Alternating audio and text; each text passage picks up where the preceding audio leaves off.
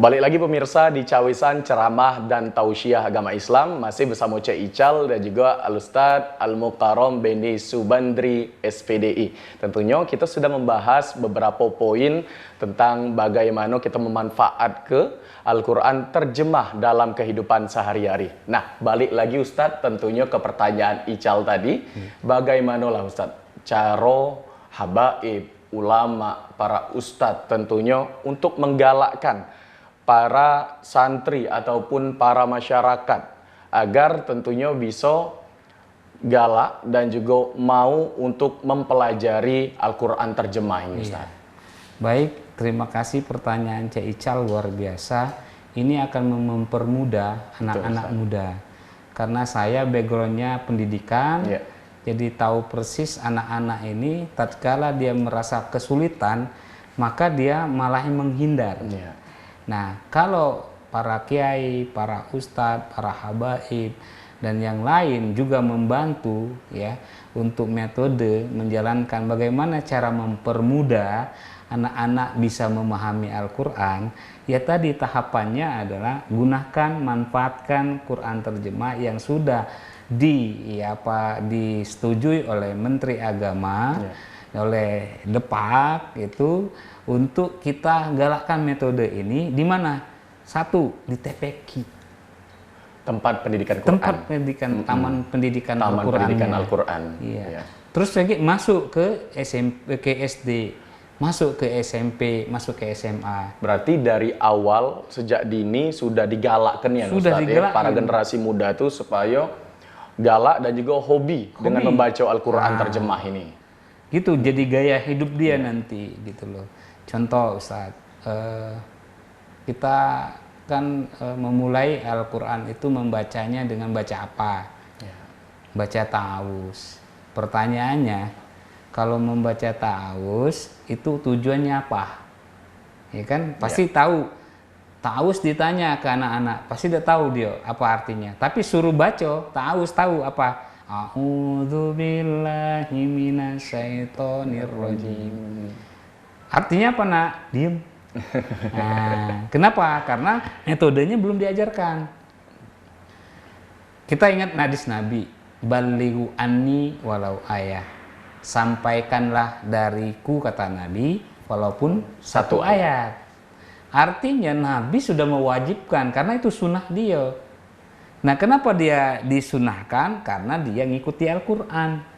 Nah, makanya ikuti Al-Quran dan sunnahnya. Kenapa? Kenapa Nabi ikut Al-Quran? Tatkala kita melaksanakan ajaran Al-Quran, berarti kita menjalankan sunnah Nabi. Sudah memang meneladani Nabi. Itu meneladani Nabi. Baru kita ati Allah wa ati Rasul. Nah, itu cocok pas. Nah, Cek Ical tadi nanya, gimana metodenya? Itu. Pertama, tetap kita ajarkan ke anak-anak, yaitu mengaji dengan melalui Iqra. Mengaji dengan melalui tajwid, mengaji dengan melalui namanya dengan tilawah, melalui dengan iramah. Silakan. Nah, tingkatkan biar anak tertanam sudah terbiasa. Oh, apa yang saya baca itu saya paham. Jangan sampai dia ngucapin tapi waktu ditanyain apa nak yang diucapin nggak paham. Nah, termasuk nanti Cek Ical cek juga ke orang tua kita. Iya kan? Waktu ditanya, "Mak, bacaan ta'awuz?" Tahu. A'udzubillahi minasyaitonirrajim. "Mak, artinya?" No, enggak tahu. Nah, kan sekarang kalau yang nanyo itu adalah anak. Kalau yang nanyo tadi tetangga kita, maaf nih, orang yang masih belum di agama untuk memperdalami agama. Masih awam lah Ustaz. Masih awam lah.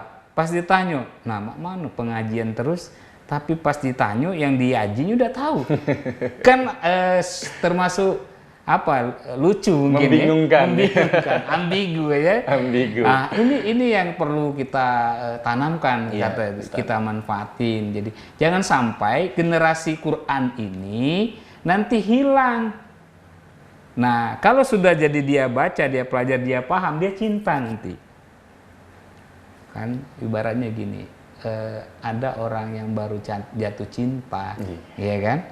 Seorang anak laki-laki sama perempuan, tatkala dia jatuh cinta, dia terbayang di otaknya gimana cara membuat orang itu mau dengan saya. Begitu juga kita, tatkala kita mencintai Al-Quran itu, tatkala kita paham dengan maunya Al-Quran, apapun omongan orang, ya taunya Quran itu gitu kok, gimana? Karena dia paham. Walaupun orang ngomong ini salah, ya Quran nggak benar salah. Yang salah itu kita. Nah ini yang kita membuat batin mereka. Makanya Al-Quran itu adalah iman yang di dalam hati. Maka Quran sebenarnya itu di dalam hati. Kalau kita mau di surahnya, di surah Al-Ankabut, surah ke-29 ayat 49. Itu Al-Quran itu di dalam dada orang-orang yang diberikan ilmu. Kenapa? Tatkala di dalam dada, maka Al-Quran itulah namanya kita hafiz.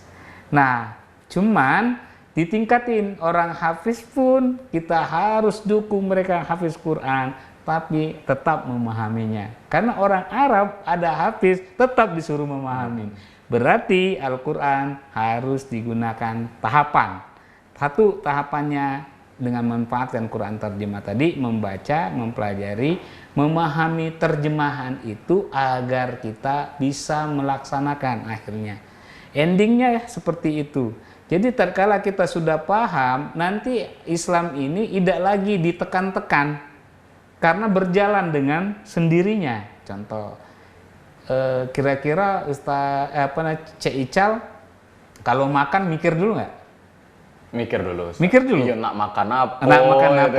Nah sekarang kalau ada sudah barangnya di depan, masih mikir lagi? Langsung, karena apa? Udah tahu kok. Ayam pasti digoreng, ayam dipanggang. Mesti nggak mikir lagi, karena sudah masuk di dalam diri kita, dalam pikiran kita. Nah begitu juga Al-Quran. Kalau sudah masuk di dalam hati kita, siapapun orangnya, siapapun alirannya, apapun ajakan orang yang tidak sesuai dengan Al-Quran di dalam hati kita, tidak akan terpengaruh kita. Orang-orang silakan. Tapi Quran tetap di hati kita. Betul, makanya Ustaz. Nabi kekeh matilah dalam Islam gitu. Karena apa? Dia tahu kebenaran Islam di dalam hati dia. Walaupun dia bagaimana, dia tetap mencarikan Al-Quran. Maka doa setelah kita baca Al-Quran, Allahumma arhamna bil Quran waj'alhu lana imama wa nuran wa hudan wa rahmah. Masya Allah. Saya balik ke TPA lagi. Lah itu artinya Cek Ical, tatkala itu sudah masuk ke diri kita, merinding gitu. Iya, Ustaz. Jadi anak-anak sudah diajaran itu, dia paham, dia lihat. Misalnya Cek Ical, aku tadi belajar sama Ustaz. Ternyata ada satu namanya ayat yang tidak pernah dibaca oleh setan. Bingung nggak Cek Icalnya? Loh, kok bisa? Iyalah. Apa itu? Taus. Iya. Nah, apa mindsetnya? Kok tidak galak iblis membaca ayat itu selainnya galak? Karena apa? Kalau dia baca taus, dia ngato yawa dewe. Cuman artinya, aku berlindung kepada Allah dari aku yang terkutuk. Nah, berarti dia paham kan? Iya, paham. Itu kalau sudah dikembangkan metode itu, maka anak-anak tumbuh kembangnya yang Qurani, maka hidupnya yang Islami, maka akhlaknya Qurani. Luar biasa nggak nih? Luar biasa. Maka tumbuh kemajuan Islam di Indonesia akan menjadi percontohan dunia. Allahumma amin. Amin. Ini yang harus kita, yuk nih para kiai, para ustadz, kita dukung nih programnya. Sehingga anak-anak kita nanti tumbuh kembang. Setelah kita meninggal nanti, kita meninggalkan anak-anak yang soleh dan soleha. Karena itulah amal jariah kita. Itu saya dalam metode itu saya terus jalan. Karena apa? Ini tanaman kita. Untuk menuju hidup sempurna, hidup jaya, mati sempurna. Dan tentunya nanti kita bisa memanen bibit-bibit yang unggul biasa dari Indonesia ini. Itu khususnya kota Palembang dan juga Sumatera Selatan. Makanya kita mendukung programnya Pak Wali namanya Palembang Darussalam. Bagaimana Darussalam kalau masih ada keamanannya belum kerapiannya belum, kan keindahannya belum. Padahal ajaran kita an-nadzafatu minal iman. Ini yang kita tingkatin. Itu pun semuanya ajaran dari Al-Qur'an yang dipraktekkan oleh Nabi. Luar biasa kalau kita lakukan ini. Jadi kalau kita sudah 6M, tadi baru 3 ya, baca, pelajari, paham. Insya Allah yang keempat, ini adalah paham, pasti kita bisa melaksanakan di isinya. Makanya saya gambarin Cak Ical. Kalau anak ngaji di TPQ, ya kan 3 tahun, misalnya dia dari umur 5 tahun masuk SD umur 7 tahun. Kalau setahunnya itu 365 hari, berarti 365 ayat yang masuk di hatinya, pikiran dia. Karena dia sudah baca, pelajari, paham, laksanakan. Berarti waktu dia SD itu 6 tahun. Iya kan? Iya. Kalau dia 6 tahun, kita didik, berarti sekitar 1000 ayat lebih di dalam hati pikiran mereka, ya kan? Masuk lagi SMP 3 tahun, 1000 lagi. Pas dia kuliah, 1000 lagi. Berarti sekitar 4000 ayat yang di dalam diri mereka.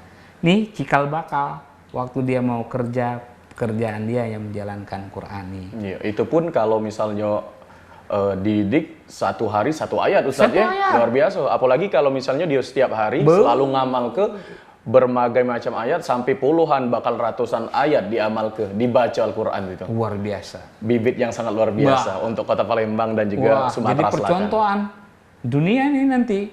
Makanya program ini nanti kalau kita gaungkan dibantu oleh Ustadz, Kiai, Habaib, luar biasa nih. Jadi Palembang Darussalamnya luar biasa. Terwujud pasti. Insya Allah dengan dengan kekuatannya Allah membantu. Karena apa? Karena dia tahu bahwa kita menjalankan ajarannya. Nah, itu luar biasa. Masya Allah. Ustadz Benny Subandri SPDI tentunya. Mudah-mudahan kita doa ke sama-sama Al Ustadz dan juga dengan program yang Ustadz luncur ke. Tadi tentunya mudah-mudahan bakal banyak bibit-bibit generasi Al-Quranul Karim dan juga banyak bibit yang selalu cinta kepada Al-Quran. Manfaatnya juga yang sudah Ustadz Benny tadi jelaskan. Tentunya dalam kehidupan sehari-hari Al-Quran ini memang sudah menjadi pedoman hidup agar selalu kita melekat dan takut kepada Allah Subhanahu wa Ta'ala dan selalu menjalankan perintahnya ya Ustadz ya. Dan ketika Al-Quranul Karim itu sudah masuk ke dalam hati, insya Allah jalan hidup, rezeki, jodoh dan lain-lain dipermudah. Insya Allah bakal Allah Subhanahu wa Ta'ala permudah. Luar biasa. Baik pemirsa PAL TV, kita bakal balik lagi tentunya dengan berbagai macam ilmu agama yang sangat luar biasa di cawisan ceramah dan tausiah agama Islam.